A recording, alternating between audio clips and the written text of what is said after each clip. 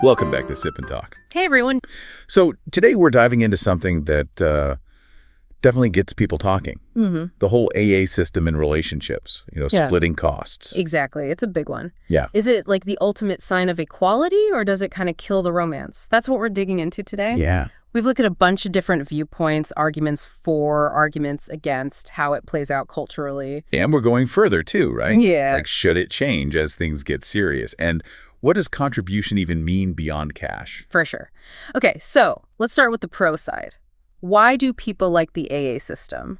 A lot of it seems to boil down to, well, respect, equality. The income gap between men and women isn't what it used to be, so that old idea that the guy always pays, it feels pretty outdated to many people. Totally. Kind of kicks those old gender roles to the curb, doesn't it?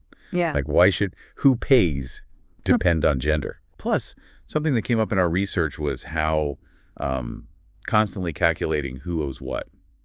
It can make things feel, less romantic, more like a business arrangement. That's a key point, and we actually found some data on this. Pew Research, back in 2023, found that 62%, so a clear majority of U.S. adults aged 18 to 35, prefer splitting costs. Wow, 62%. Yeah, and the reasons they gave. Respect for independence and acknowledging equal income, it really shows a shift, especially with younger folks. And it's not just for established couples either, right? I think I saw something about first dates. You did. Tinder did a user study just last year, 2024, and found 57% of female users actually liked AA for first dates. Interesting. Why? A big part of it was feeling safer.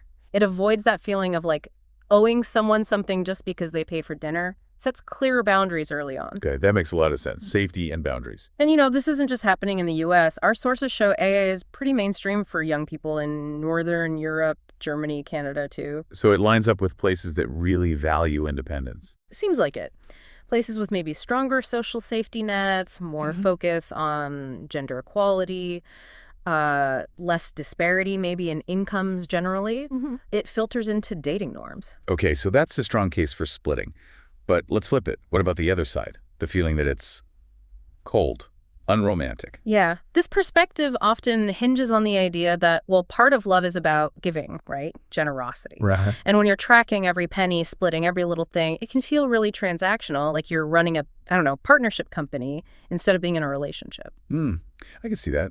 It loses some of the spontaneity, maybe. Exactly. It's that human touch. Even if you believe in equality, sometimes those small gestures, someone just grabbing the bill or paying for coffee, they feel like warmth, like affection. It's not just about the money itself. Yeah, it's the gesture.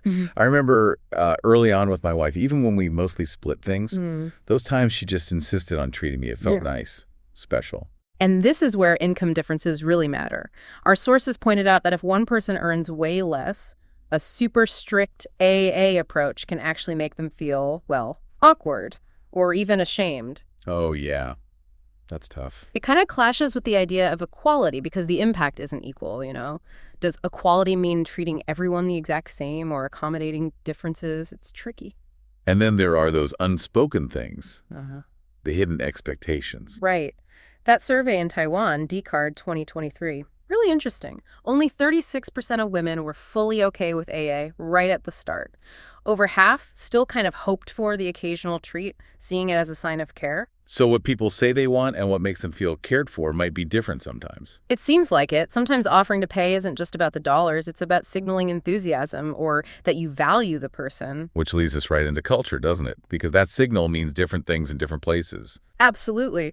In many East Asian cultures, for example, our sources say offering to pay is often just expected. It's a sign of sincerity, of respect. What's seen as fair in one place might seem stingy or uninterested somewhere else. Like that Hong Kong survey. Yeah, the dating platform one. Over half the women said their positive feelings would actually decrease if a guy always insisted on splitting. It shows how powerful those cultural scripts around money and dating can be. So, yeah, definitely not a universal thing. Let's quickly compare some of those cultural vibes. Northern Europe. High acceptance, generally. Strong focus on equality. Incomes often less disparate. Independence is key. Okay. And Taiwan, Hong Kong. More medium to low acceptance, it seems. You've got that traditional etiquette versus modern ideas of equality bumping heads. Makes sense. Japan. Kind of in the middle. Still common for men to pay, especially early on, but there's a definite shift happening as women gain more financial independence. And back here in the good old US of A. Generally high acceptance, as we saw. Oh. That emphasis on independence really makes AA common and pretty widely accepted. Okay, so given all this variation, Right. It makes you wonder, should AA be static? Like, should it change as a relationship gets deeper? That's a great question. And there are definitely arguments for evolving it. As you get more serious, your lives intertwine more, right? Yeah. So maybe strip splitting feels less natural over time. Things like sharing accounts, contributing jointly to big goals, that can feel like a natural progression, reflecting a deeper commitment. Then again, some people might want to keep finances separate, even long term. Absolutely.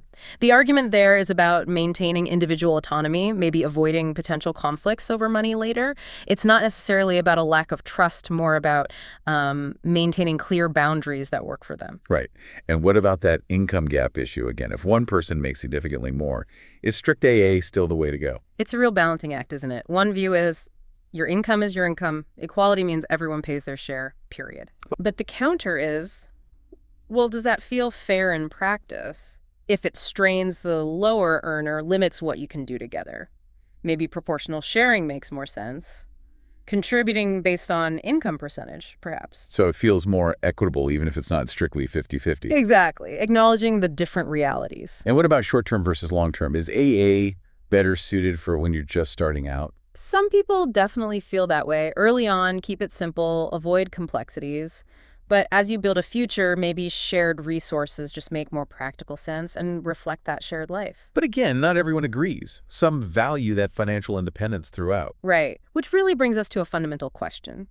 What counts as genuine contribution in a relationship anyway? Is it just about the money? Surely not. Yeah. I mean, emotional support, doing things for each other, just being there. Yeah. That's huge. Totally. Our sources emphasize that.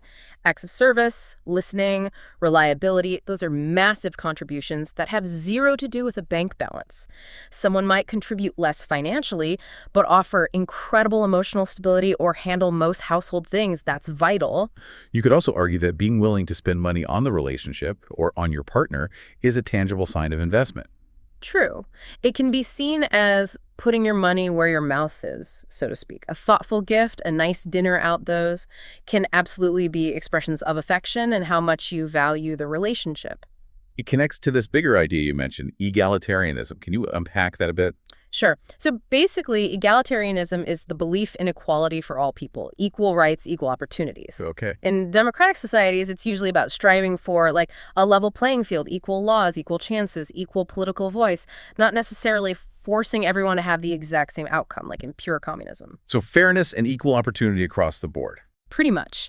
It aims to fight discrimination based on race, gender, orientation, disability, all those things. Everyone deserves equal consideration. And gender equality is a big part of that. A huge part. It's about ensuring all genders have the same rights and opportunities in, well, everything, moving beyond those old limiting gender roles. So how does this connect back to splitting costs? Where does AA fit with egalitarianism?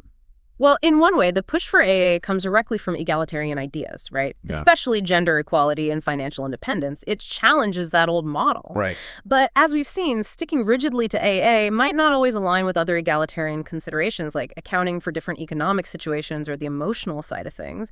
True relationship egalitarianism might be more nuanced, finding a financial setup that feels fair and respectful to both people in their specific situation, which might not always look like a perfect 50-50 split. So it really loops back to communication and finding what works for the specific couple. No single right answer. Exactly. It's all about talking openly. What are your values? What are your expectations? How do you both feel about money in the relationship? Yeah, because the goal should be comfort and connection, not making finances a source of stress or feeling like you're keeping score. Absolutely. It needs to be a mutual decision that ultimately supports the relationship itself. Okay, so wrapping this up, it seems the whole AA debate isn't really about right or wrong. It's more about how each couple navigates that line between independence and connection, finding a balance that feels genuinely fair and good for them. Well put. And we really encourage you, the listener, to think about your own values and, have these conversations openly if they feel relevant to you. Definitely. And hey, if you enjoyed this deep dive, please subscribe to Sip and Talk. Oh, and speaking of things to check out, go find our old friend Micky's YouTube channel. Seriously, that guy is hilarious. You know Micky, always up to something. Oh, yeah, Micky. Good times. Definitely check him out.